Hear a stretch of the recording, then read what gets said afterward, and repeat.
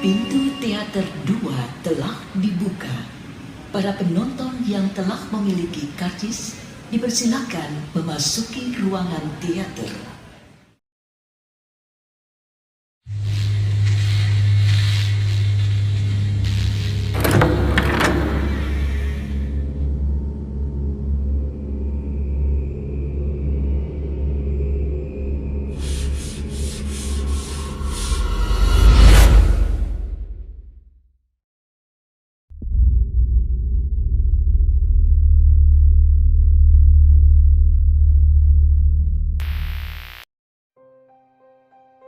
Assalamualaikum warahmatullahi wabarakatuh. Selamat malam. Jumpa lagi dengan saya Aldi di channel Mereka Ada. Dimanapun kalian berada, saya doakan semoga kalian dalam kondisi sehat dan selalu diberikan kemudahan dalam menjalankan segala aktivitas. Kali ini saya akan melanjutkan cerita tentang Nining. Tapi sebelumnya, saya ingin mohon maaf kepada teman-teman semua karena baru sempat update cerita Nining. Di part ini menceritakan kisah setelah Nining meninggal dan akan coba dihidupkan kembali oleh Pak Luhur dengan sukma yang berbeda. Bagi teman-teman yang lupa akan cerita part terakhir, bisa menyimaknya melalui link yang sudah saya taruh pada kolom deskripsi. Kalau gitu tanpa banyak basa-basi lagi, mari kita mulai ceritanya.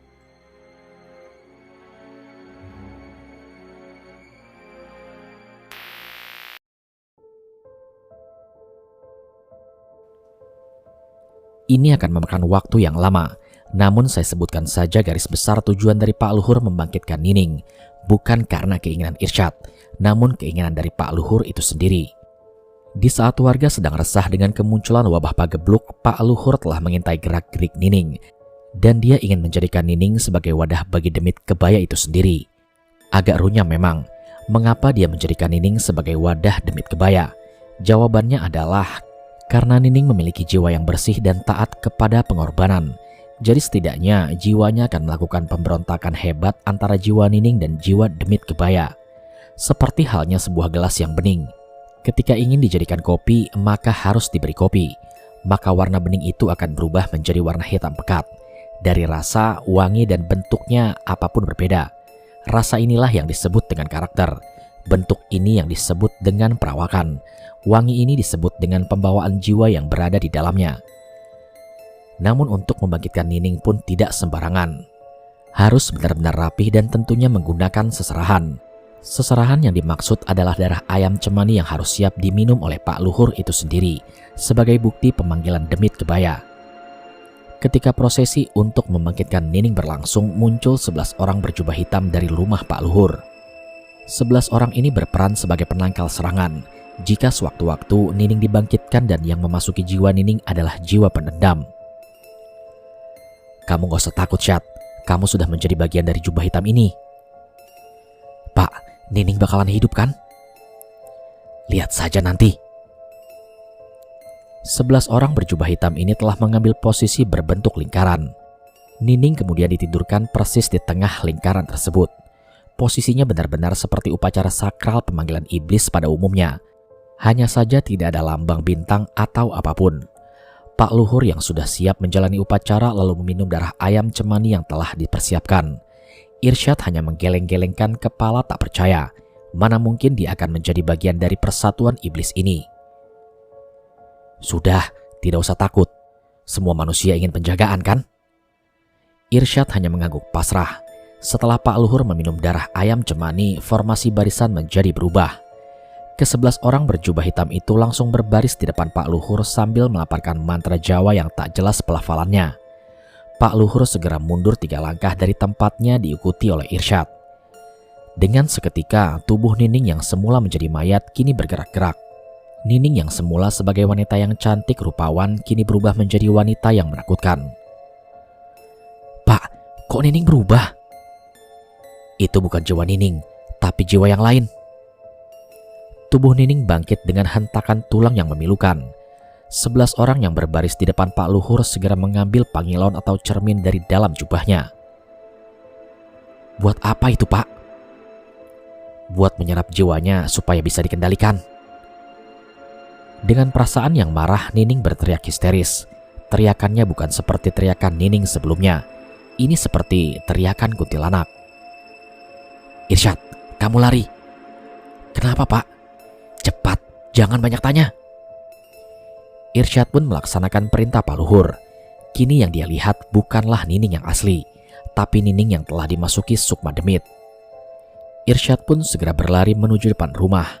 Dia tidak tahu apa yang akan terjadi di dalam sana, namun masih saja terdengar teriakan yang amat menakutkan. Teriakan itu seolah-olah membuka dendam di masa lalu yang belum dilaksanakan. Pak Luhur, kami mungkin tidak kuat. Pak Luhur masih mencari kesalahannya. Mengapa tubuh Nining masih memberontak? Pak Luhur kemudian pergi ke kamarnya dan dia mengambil sebuah damar yang masih hidup. Damar itu kemudian diletakkan di depan tubuh Nining. Ambil cermin yang lebih besar di kamar saya, cepat!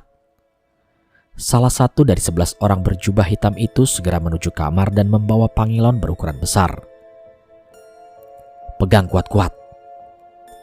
Mereka semua memegangi pangilon itu untuk meresap jiwa Nining dan ditukarkan dengan jiwa yang baru. Tahan semua! Nining masih berteriak kesakitan. Jiwa yang ada di dalam diri Nining terserap dan digantikan dengan jiwa yang baru. 2 dari 11 orang berjubah hitam itu kemudian jatuh di tempat. Sepertinya mereka berdua terkena dampak dari penyerapan jiwa itu sendiri. Pak, 2 orang ini sudah meninggal. Hah? Serius? Iya, Pak. Lalu bagaimana? Kuburkan bersama jasadnya dengan Nining. Kita sembunyikan kejadian ini. Nining berhasil.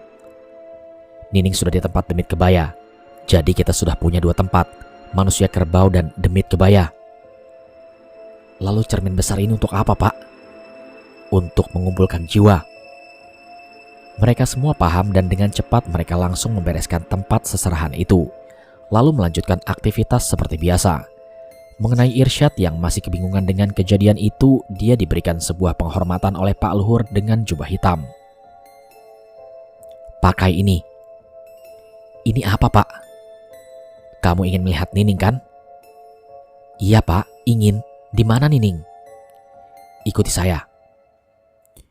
Irsyad mengikuti Pak Luhur ke sebuah ruangan yang mana ruangan tersebut terdapat sebuah pangilon atau cermin besar yang digunakan sebagai tempat penyerapan jiwa Nining. Ayo, pakai jubahnya. Ketika Irsyad memakai jubah itu, dia melihat Nining dengan menggunakan pakaian jubah merah lengkap dengan tudung itu. Nining?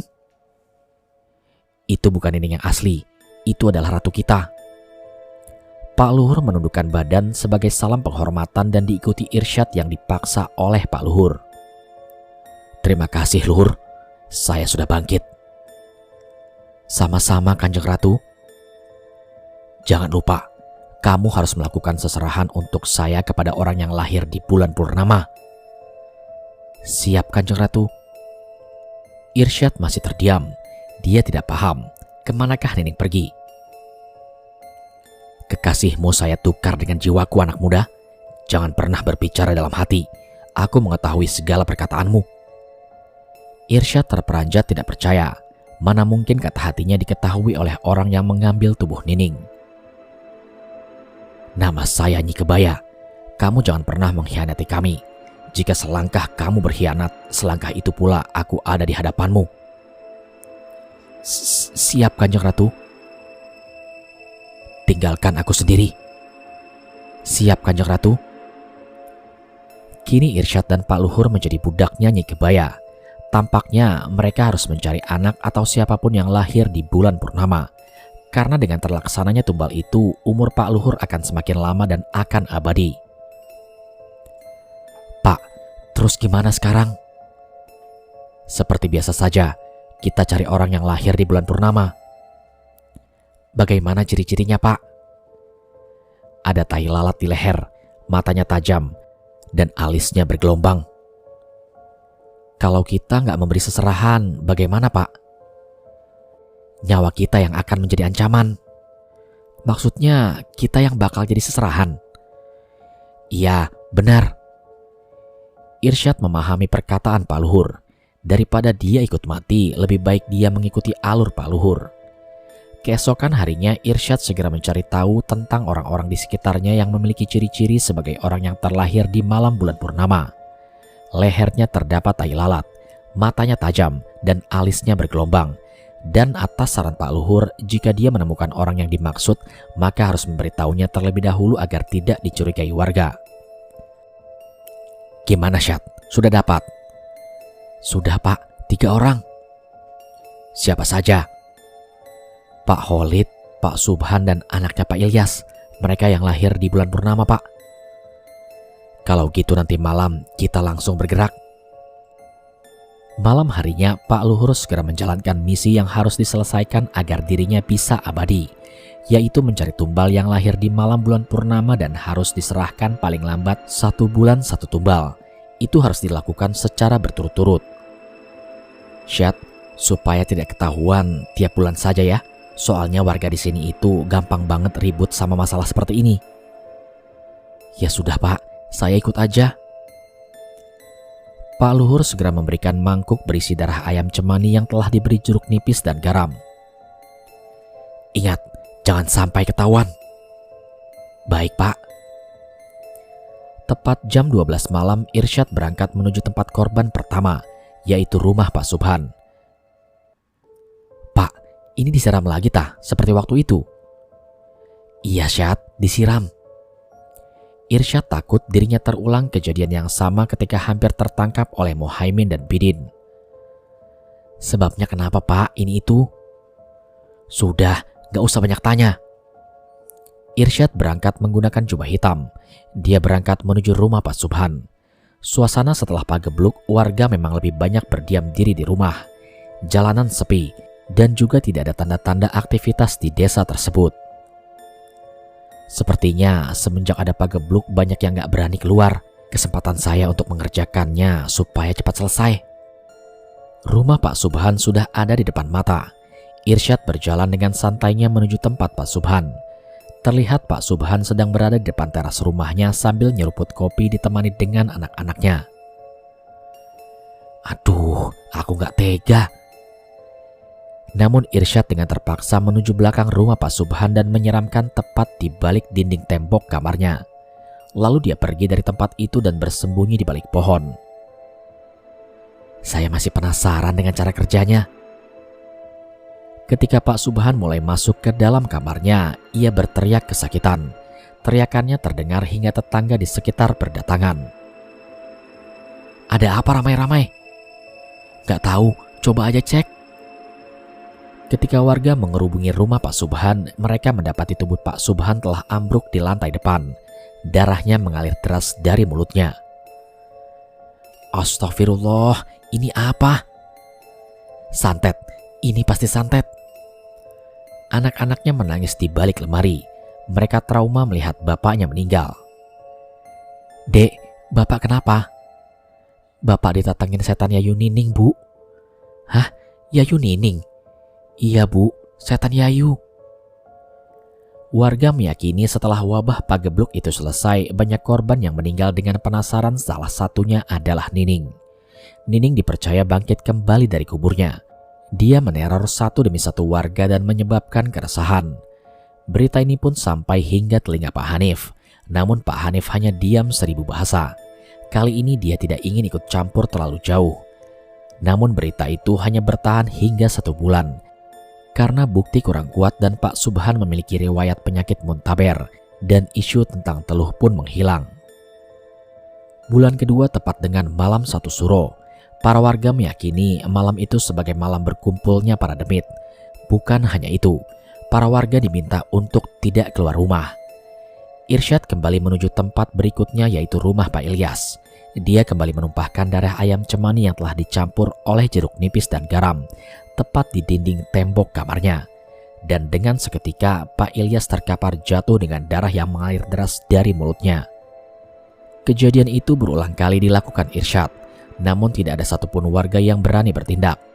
Warga pun mengira teluh ini telah mengambil bagian terbesar dari kehidupannya, sehingga tumbal seperti itu memang ada dan tidak bisa berbuat apa-apa. Pak Luhur semakin sumringah dengan pencapaian Irsyad. Tubuhnya semakin segar dan kembali bugar. Pak, bagaimana caranya agar saya tidak melakukan seserahan ini lagi? Saya capek bolak-balik terus, Pak. Pak Luhur sempat berpikir bagaimana caranya agar tumbal tetap berjalan namun tidak menggunakan seserahan seperti ini. Dia pun memandangi pangilon besar yang letaknya di dalam kamar khusus. Mungkin dengan cara ini agar demit itu tetap menyerahkan penghidupannya kepadaku. Maksudnya gimana, Pak? Hari ini kita membuat yang banyak cermin untuk disebarkan di setiap rumah. Fungsinya untuk apa? Sudah, lihat saja nanti. Irsyad hanya terdiam. Dia masih belum bisa menerima kenyataan bahwa yang dihidupkan adalah bukan Nining melainkan demit kebaya. Pak Luhur dengan segera menyuruh bawahannya untuk membuat pangilon atau cermin sesuai dengan kebutuhannya. Dan dengan segera hari itu juga ia membuat puluhan pangilon untuk dibagikan ke tiap warga. Warga yang waktu itu belum mempunyai pangilon sempat senang karena pangilon ini dibagikan secara cuma-cuma. "Pak, ini untuk apa?" tanya para warga. "Buat jaga-jaga, barangkali Nining meneror." Warga tampak senang dengan pernyataan Pak Luhur. Padahal cara ini untuk memudahkan agar Nining bisa meneror setiap warga di malam hari. Pak Hanif yang waktu itu masih mengasuh Arya yang masih berumur 11 bulan ikut diberikan pangilon itu. Awalnya ia tidak percaya dengan pernyataan Pak Luhur dan Irsyad. Namun untuk mencegah terjadinya keributan, Pak Hanif menerimanya dengan terpaksa. "Anak kamu siapa namanya, Nif?" tanya Pak Luhur. "Arya Kusuma." "Bagus, nama yang bagus." "Terima kasih ya, Pak." Pak Luhur langsung meninggalkan rumah Pak Hanif sambil menatap sinis kepada bayi yang masih digendong di kamar tadi. "Pak, kok kayaknya Pak Luhur gak senang ya kepada Arya? Ada apa ya, Pak?" ucap istri Pak Hanif. "Kayaknya sih begitu. Semoga aja gak ada kejadian apa-apa ya, Pak." Semua pangilon telah dibagikan kepada tiap warga. Kini tinggal menunggu waktu yang tepat agar Nining bisa keluar dari pangilon itu. "Pak, pangilon ini kok sangat aneh ya? Apa emang dirancang seperti ini?" tanya Bu Mala. Pak Hanif melihat rekatan di tiap sudut pangilon itu. "Kita belum pernah melihat cermin ini. Apakah dia memproduksinya?" "Sepertinya tidak, Pak. Ini dibikin secara mendadak." Namun tiba-tiba ada suara ringkikan tawa dari kamar mandi. "Pak, itu siapa?" "Gak tahu, Bu." "Apa emang benar ini panggilan kutukan? Aku pernah dengar rumor ini. Cermin ini menyimpan jiwa seseorang dan juga mencari jiwa yang seikat dengan dia." "Aku gak paham, Bu." Dan terdengar lagi suara ringkikan tawa itu semakin jelas. "Bu, cepat masuk kamar," pinta Pak Hanif pada Bu Mala. Bu Mala segera masuk ke dalam kamar, sedangkan Pak Hanif mengejar arah suara itu. Suaranya terdengar dengan jelas di belakang kamar mandi. "Aku tahu siapa kamu.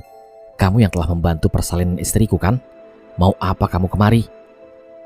Suara cipratan air terdengar dari dalam kamar mandi padahal sudah dimatikan, tapi mengapa masih menyala. Pak Hanif mulai memasuki kamar mandi tersebut. Namun baru saja ia melangkah seperti ada yang mendorong dari luaran dengan sangat keras. Seketika Pak Hanif terjatuh tepat di dalam kamar mandi. Dan dengan seketika pintu kamar mandi terkunci dari dalam. Pak Hanif sebisa mungkin membuka pintu itu, namun tidak bisa terbuka. Dia berusaha untuk mendobraknya. Bu Mala masih terdiam di dalam kamar sambil menggendong Arya kecil.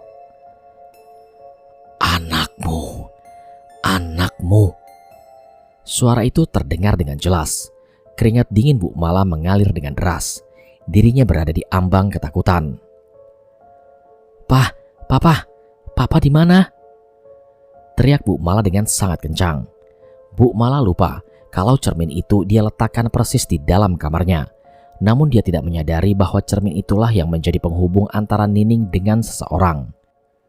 Kemudian terdengar suara alunan gamelan memenuhi kamar Bu Mala. Bu Mala mundur ke belakang sembari memegang erat Arya agar tidak diambil oleh Nyi Kebaya yang merasuki tubuh Nining. "Anakmu, anakmu." "Sudah, jangan diteruskan. Jangan ganggu aku." "Anakmu, anakmu." Suara itu makin jelas, makin membuat merinding Bu Mala disertai dengan alunan gamelan. Ketika dirinya hendak mundur ke belakang, ada sesuatu yang mengganjalnya. Aduh, ada apa di belakangku? Bu Mala merasakan ada yang menggerayangi tubuhnya. Tangan itu mencoba memeluk tubuh Bu Mala dari belakang, lalu membisik kepada Bu Mala. Kamu tidak bisa lari dari saya. Ucapan itu seperti ancaman dan tamparan keras bagi Bu Mala. Bu Mala terjatuh melihat tubuh Nining lengkap dengan pakaian kebaya yang memperlihatkan wajah seramnya. Sudah, jangan ganggu saya. Kamu tidak bisa lari dari saya. Bu Mala mundur ke belakang menuju lemari dengan menahan tubuh Arya kecil sembari menangis dengan kencang. Anak kamu bakal jadi seserahan. Seserahan apa? Seserahan untuk saya supaya bisa hidup kembali di alam manusia. Alam kita sudah berbeda. Nyi Kebaya itu mendekati Bu Mala. Bu Mala masih merangkak mundur. Manusia itu tempatnya serakah. Saya tidak paham apa yang kamu katakan, ucap Bu Mala pada sosok Nining. Nanti kamu bakal tahu. Bu Mala kini sudah di ujung tembok. Dirinya hanya pasrah. Sekarang, kemarikan anak saya. Teriak Nyi Kebaya itu membuat Bu Mala pingsan seketika. Tubuh Arya kecil yang masih di bedong tergeletak di lantai. Suara tangisannya mengheningkan suasana. Anakku. Pak Hanif berhasil keluar dari kamar mandi. Dia pun berlari menuju kamar Mala. Namun baru saja ia melihat ke arah kamar itu, tampak Nyi Kebaya sedang memomong Arya kecil. Di sebelahnya terlihat tubuh Bu Mala tergeletak. Pak Hanif mencoba tenang dan dia mengetahui perasaan Nyi Kebaya saat itu. Dia menyukai Arya. Nyi, jangan dibawa. Sosok Nyi Kebaya itu tersenyum kepada Pak Hanif. Nyi, lepaskan Arya, dia tidak salah.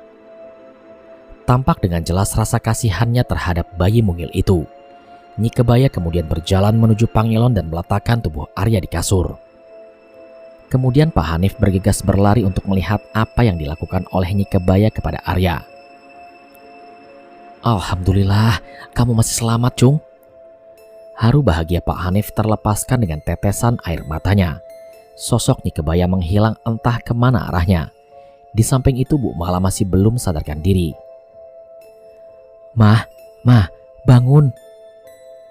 Bu Mala masih belum juga sadar. Lalu Pak Hanif mengoleskan minyak kayu putih di lehernya dan meletakkan juga di dekat hidungnya supaya ia lekas sadar. Alhamdulillah, Mah, bangun. Pah, Aryanya mana? Arya ada di kasur, Mah. Dia selamat. Lalu sosok itu kemana, Pah? Entahlah, Mah. Sudahlah, jangan pikirkan sekarang. Sekarang waktunya Mama istirahat. Pah, mengapa Arya menjadi korban teror ini? Apakah ada yang salah? Aku rasa nggak ada, Mah. Lalu apa, Pah, penyebabnya? Darah Arya harum, Mah. Bu Mala kemudian memeluk lembut tubuh kecil Arya. Nak, jangan jauh-jauh ya dari Mama. Pak Hanif kemudian tersenyum. Dia harus lebih waspada dengan kedatangan Arya di dalam rumahnya. Arya memiliki darah yang sangat harum dan mengundang banyak demit untuk memomongnya. Pah, jangan tinggalin kita lagi ya. Iya, Mah. Dengan kejadian itu, Pak Hanif lebih banyak menghabiskan diri di dalam rumah. Dia tahu ada yang tidak beres dengan Pangelon itu. Beberapa bulan kemudian muncul berbagai teror yang membuat resah para warga. Mereka sering didatangi para korban pagebluk dan diminta untuk menguburkannya secara terhormat. Nining yang sudah bersatu dengan tubuh Nyi Kebaya menjadi persoalan baru dan menjadi momok menakutkan bagi semua warga. Ada yang pernah diganggu olehnya ketika malam hari tiba. Bahkan beberapa warga sering kehilangan anaknya dan dipercaya bahwa sosok Nininglah yang menyembunyikannya. Sehingga muncullah berbagai macam kesimpulan. Kesimpulan itu juga kita tarik dari benang merah kejadian yang terjadi memiliki 3 poin penting. Yang pertama, Pangelon itu harus dihancurkan. Kedua, mereka yang terlahir di malam bulan purnama harus tetap waspada. Ketiga, Pak Luhur sebagai orang yang ditakuti dengan mengendalikan berbagai macam demit di rumahnya. Sesepuh desa tersebut menghimbau untuk segera menghancurkan semua Pangelon yang diberikan oleh Pak Luhur. Adapun mengenai Pak Luhur, mereka telah menggerebek rumahnya namun tidak ada satupun orang di sana. Irsyad dan Pak Luhur beserta para pengikutnya menghilang seperti tenggelam di makan bumi. Apa yang terjadi dengan mereka semua? Selepas kejadian penghancuran Pangelon itu dilakukan, para warga diminta untuk tetap tenang namun harus waspada. Pak Luhur dan Irsyad menghilang tanpa meninggalkan jejak sedikit pun. Namun teror Nining masih dirasakan oleh beberapa orang di desa tersebut. Pak Hanif menghimbau kepada semua warga agar tidak keluar hingga larut petang. Karena sandikala atau apapun sebutannya menurut daerah kalian masing-masing akan muncul di tempat yang diyakini sebagai awal dari semua teror. Yap, benar sekali. Rumah kosong. Tempatnya berdekatan dengan lapangan. Saking seramnya para warga enggan menatap lama ke arah rumah itu. Terkadang suara jeritan minta tolong masih terdengar. Suara tangisan bahkan aktivitas seperti orang berlari bermain petak umpet sering mereka dapati. Sehingga tak ada satupun warga yang berani melepaskan anaknya lebih dari jam 5 sore. Konon rumah itu memberikan sinyal khusus bagi para anak kecil. Kalian tahu apa? Ajakan bermain dari si Apta, anak dari Pak Warno yang meninggal dengan misterius. Ada yang bilang Apta meninggal karena terbakar waktu itu, atau ada yang bilang dia meninggal karena wabah pagebluk. Beberapa orang juga berkata, Apta meninggal karena disiksa oleh orang-orang berjubah hitam dari pihak Pak Luhur. Yang mengerikan lagi, jasad itu tidak ditemukan secara utuh, atau bisa dibilang masih misterius, karena mereka hanya mendapati sebuah kamar saja, sedangkan alat pasung tidak ada. Kemungkinan besar para bawahan Pak Luhur membawa alat itu. Tapi untuk apa? Ini benar-benar aneh. Namun Apta juga bisa dikatakan sepenuhnya oleh warga sebagai makhluk yang kesepian. Karena semasa kecil ia tidak mempunyai teman karena kondisi tubuhnya yang sakit-sakitan. Namun semasa hidup dia sering bergumam sesuatu. Yang anehnya dia hanya menyebutkan nama satu orang yang dijadikan sebagai teman. Arya, teman saya bernama Arya. Itu yang selalu ia ucapkan semasa hidup. Namun tak ada satupun anak warga yang bernama Arya. Hingga kematiannya menjemput, dia harus meninggalkan angannya untuk mempunyai teman bermain. Awalnya Pak Hanif tidak menyangka dengan kelahiran Arya yang dibantu oleh demit kebaya itu. Pak Hanif sudah menduga, ketika dia beranjak dewasa akan banyak peristiwa yang akan mengejutkan darinya.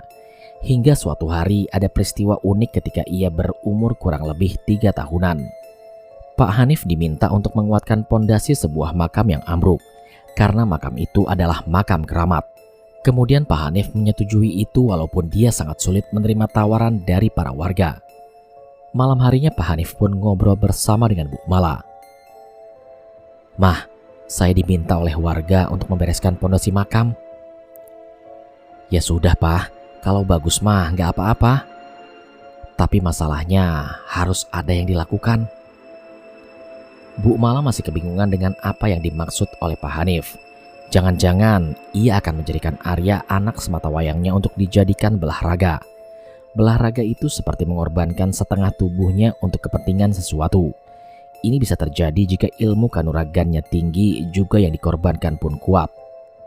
Bu Mala pun sudah mempunyai feeling kalau suaminya akan mengorbankan Arya untuk dijadikan belah raga. Kamu gak kasihan Pak dengan anak sendiri? Bukannya begitu Mah. Katanya menyuruh saya agar tidak lepas tangan. Maksudnya adalah tanggung jawab. Sambil memandangi si kecil Arya yang sedang bermain di luar rumah, teririslah hati Bu Mala untuk merelakannya. Gimana Mah? Ya sudahlah Pak. Bu Mala menyetujui walau agak terpaksa. Belah raga ini dikhususkan bagi yang mempunyai jiwa dan tubuh yang kuat. Karena akan memakan banyak tubuh dan membuka mata batin dengan tempo yang belum diketahui penghentiannya.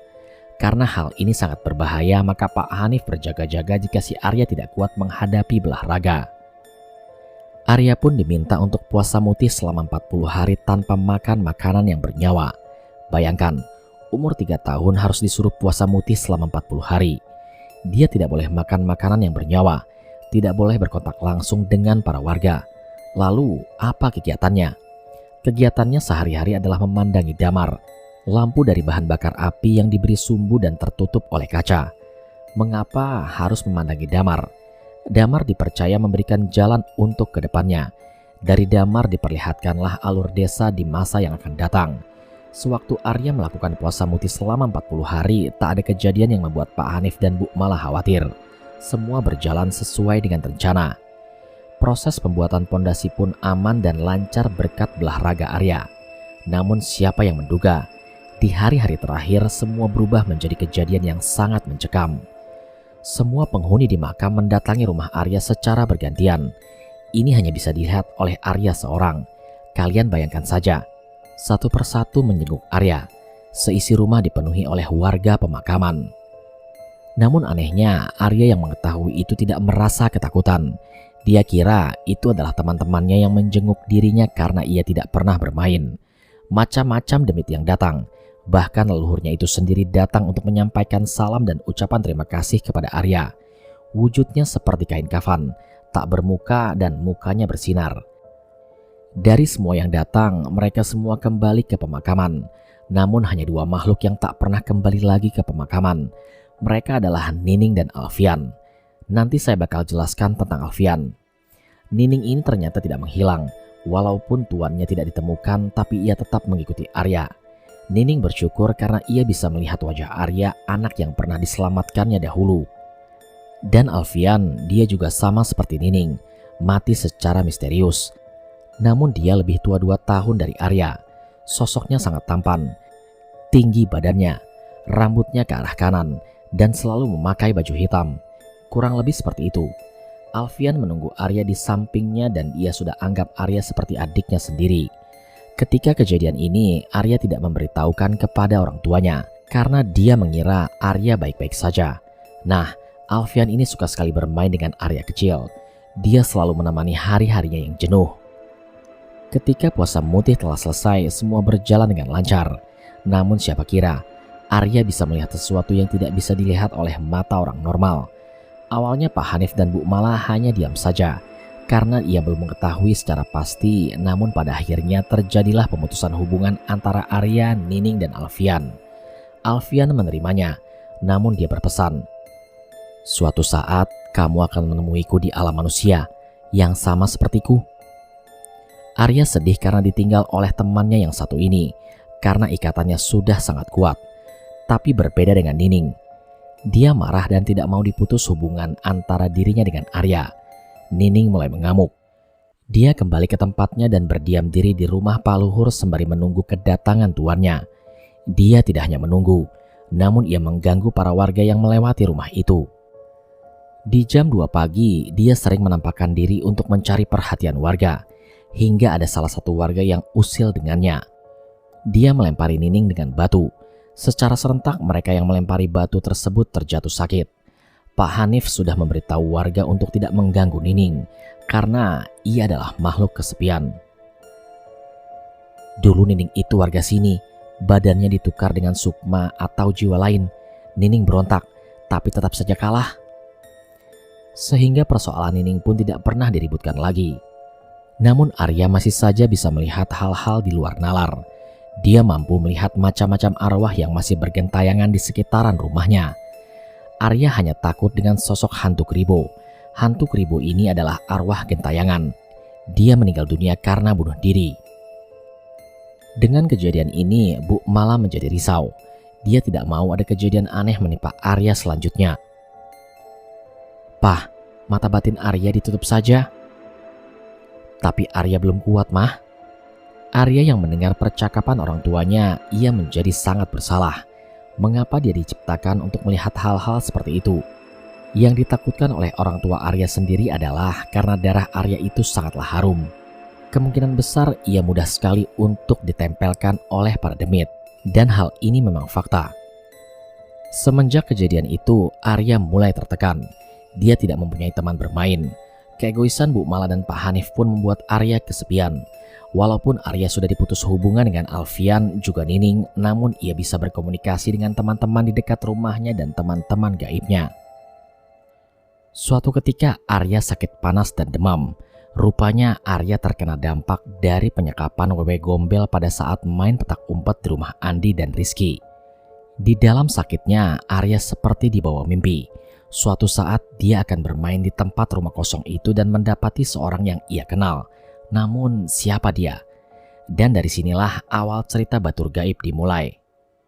Arya dikompres oleh Bu Mala lalu dibacakan doa, sedangkan Pak Hanif dan para warga harus mengusir Wewe Gombel dari desanya. Seketika warga sudah berkumpul. Mereka secara bersamaan menuju rumah kosong itu. Namun ketika di sana, ia tidak mendapati apapun. Sepertinya Wewe Gombel itu sudah nggak ada, Pak. Bener, Pak. Ini semua berkat Pak Hanif. Para warga waktu itu sangat percaya dengan keputusan yang dipaparkan oleh Pak Hanif. Namun siapa sangka, dari sinilah awal mula Batur Gaib dimulai. Dari balik rumah kosong itu, Pak Luhur dan Irsyad muncul sembari membawa botol. Dan Wewe Gombel itu ditangkap oleh Pak Luhur dan Irsyad.